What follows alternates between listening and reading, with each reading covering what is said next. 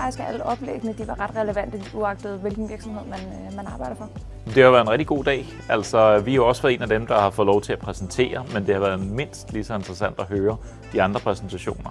Der er mange andre virksomheder, der slås med de samme problematikker, som vi har gjort. Det er altid forskel på, hvordan man gør det sådan, fra den ene organisation til den anden organisation. Vi mødes jo her i midten af Danmark, så alle kan være med.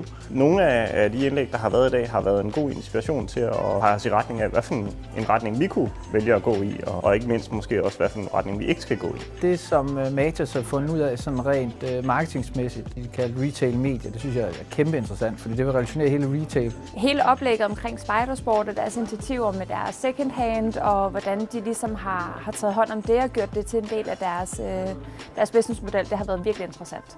Jeg synes faktisk, det sidste indlæg var det sjoveste. Det her How Not To Do. Der er rigtig mange, der netop gør det på den måde, som der blev skitseret. Og det kan næsten kun gå galt.